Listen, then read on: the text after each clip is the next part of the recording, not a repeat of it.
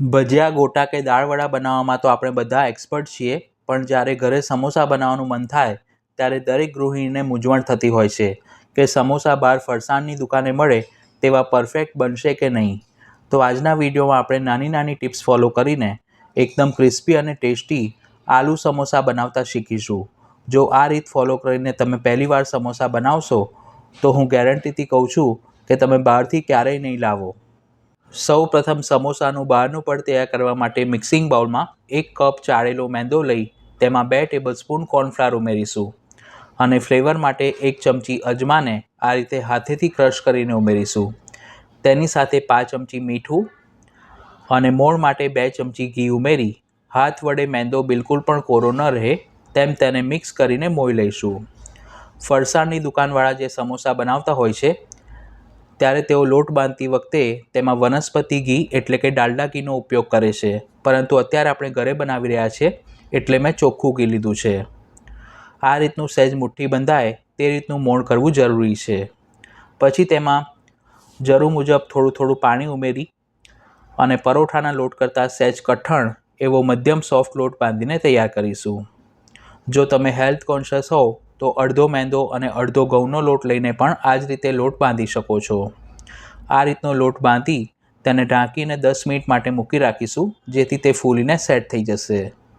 હવે સ્ટફિંગ બનાવવા માટે મેં 2 નંગ મોટી સાઇઝના બટાકાને પ્રેશર કુકરમાં જરૂર મુજબ પાણી અને ચપટી મીઠું ઉમેરી 3 વિસલ થાય ત્યાં સુધી બાફી લીધા હતા. પછી તે ઠંડા પડે એટલે છોલીને આ રીતે હાથ વડે મોટા મોટા મેશ કરી લઈશું. જે લોકો જૈન હોય અથવા તો બટાકા ખાવાનું એવોઇડ કરતા હોય તેઓ બટાકાના બદલે બાફેલા કાચા કેળાનો ઉપયોગ કરીને પણ સ્ટફિંગ તૈયાર કરી શકે છે.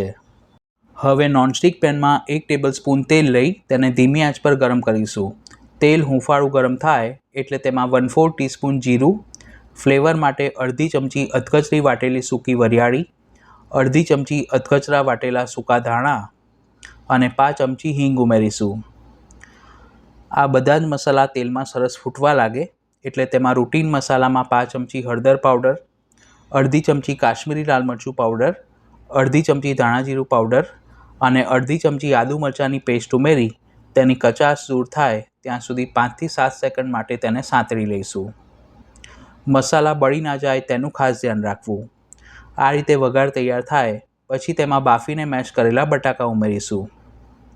અત્યારે આપણે આલુ સમોસા બનાવી રહ્યા છીએ એટલે મેં ફક્ત બટાકાનો જ ઉપયોગ કર્યો છે, પરંતુ જો તમારે આલુ મટર સમોસા બનાવવા હોય તો તેમાં 50 ગ્રામ જેટલા બાફીને થોડા મેશ કરેલા ફ્રોઝન અથવા તો ફ્રેશ વટાણા પણ ઉમેરી શકો છો. હવે વઘારને મેશ કરેલા બટાકાની સાથે સરખી રીતે મિક્સ કરી લઈશું અને 1 થી 2 મિનિટ માટે કૂક કરીશું, જેથી મસાલા બટાકામાં અંદર સરખા ચડી જશે. તેમાં સ્વાદ પ્રમાણે મીઠું અને ખટાશ માટે અડધી ચમચી આમચૂર પાવડર ઉમેરીશું. તેની સાથે ફ્લેવર માટે અડધી ચમચી ગરમ મસાલો અને 5 થી 7 ફ્રેશ ફુદીનાના પાનને આ રીતે હાથ વડે રફલી ચોપ કરીને ઉમેરીશું. આ આલુ સમોસામાં ફુદીનાનો ટેસ્ટ ખૂબ જ સરસ આવે છે એટલે તેને અવશ્ય ઉમેરવો. અને છેલ્લે 2 ટેબલસ્પૂન બારીક સમારેલી કોથમીર ઉમેરી બધું જ સરખું મિક્સ કરી અને સ્ટફિંગ શેકાવાની સુગંધ આવે ત્યારબાદ ગેસ બંધ કરી તેને નીચે ઉતારી રૂમ ટેમ્પરેચર પર સરખું ઠંડુ થવા દઈશું. બાંધેલા મેંદાની કણકની ઉપર અડધી ચમચી તેલ ઉમેરી તેને હળવા હાથે કેળવીને થોડો સ્મૂથ કરી લઈશું અને પછી તેમાંથી મધ્યમ સાઇઝના લુવા બનાવીશું. જ્યારે પણ તમે સમોસા કે કચોરી બનાવો ત્યારે તેનો લોટ બાંધતી વખતે તેમાં થોડા પ્રમાણમાં કોર્નફ્લોર ઉમેરશો તો તેનું બહારનું પડ સરસ ક્રિસ્પી રહે છે. હવે લુવાને હથેળી વડે પ્રેસ કરી તેને ઢાંકીને મૂકી રાખીશું, જેથી તે સુકાઈ ના જાય. આ માપ પ્રમાણે આપણે 10 નંગ સમોસા બનાવી શકીએ છીએ. હવે આદળી વેલણને તેલથી ગ્રીસ કરી તેના પર લુવાને મૂકી લંબગોળ આકારમાં પૂરી વણી લઈશું. પૂરી બહુ વધુ પડતી પાતળી ન વણવી, મધ્યમ જાડી જ રાખવી અને પૂરી વણો ત્યારે તે વચ્ચેથી પાતળી અને કિનારેથી જાડી તેવી ન હોવી જોઈએ. બધી બાજુથી એક સરખી જ વણવી. સમોસાનો શેપ જો તમારે બહાર જેવો એકદમ પરફેક્ટ બનાવવો હોય તો પૂરી આ રીતની થોડી પહોળી અને લંબગોળ આકારમાં વણવી જરૂરી છે. આ રીતે તેને ફોલ્ડ કરીને ચેક કરી લેવી કે બંને બાજુ તે સરખી હોવી જોઈએ. પછી ચપ્પા વડે તેને વચ્ચેથી કાપી અને એક સરખા ભાગ કરીશું. આ રીતે વારાફરતી આપણે બધા લુવામાંથી પૂરી વણી તેને કાપીને એક પ્લેટમાં છૂટી છૂટી ગોઠવતા જઈશું. હલવાઈ લોકો જે વધુ પ્રમાણમાં સમોસા બનાવે તેઓ તેને કપડામાં ઢાંકીને મૂકી રાખતા હોય છે. બટાકાનું સ્ટફિંગ રૂમ ટેમ્પરેચર પર ઠંડુ થાય એટલે એક પૂરીને હાથમાં લઈ તેની કિનારી ઉપર થોડું પાણી લગાવીશું. પછી સામસામેની કિનારીને આ રીતે જોઈન્ટ કરી પ્રોપર રીતે સીલ કરીશું, જેથી તળતી વખતે તે બિલકુલ ખુલે નહીં. આ રીતનો કોન શેપ આપ્યા પછી તેમાં સમાય તેટલું સ્ટફિંગ ભરીશું. અત્યારે આપણે મધ્યમ સાઇઝના સમોસા બનાવી રહ્યા છે, એટલે એક સમોસામાં આશરે 2 થી 2.5 ચમચી જેટલું સ્ટફિંગ ભરી શકાય છે. સમોસા એકદમ ફિટ ભરવા, પોલા ન રાખવા. પછી નીચેની જે કિનારી છે તેના પર પણ થોડું પાણી લગાવીશું. હવે સમોસા તળ્યા પછી સરસ ઊભા રહે તેના માટે એક કિનારી ઉપર આંગળી અને અંગૂઠા વડે આ રીતે ટ્વિસ્ટ આપીશું. પછી સામસામેની કિનારીને જોઈન્ટ કરી અને પ્રોપર રીતે સીલ કરીશું. સમોસાને જ્યારે પણ તમે સીલ કરતા હો ત્યારે તેમાં હવાનો ભાગ બિલકુલ પણ ન રહે તેનું ખાસ ધ્યાન રાખવું. આ રીતે વારાફરતી આપણે બાકીના સમોસાને પણ સ્ટફ કરીને તૈયાર કરીશું. જો તમે પહેલીવાર સમોસા ભરતા હો તો તેનો શેપ એટલો પરફેક્ટ નહીં આવે, પણ જેમ જેમ તમે પ્રેક્ટિસ કરશો તેમ તમને આવડી જશે.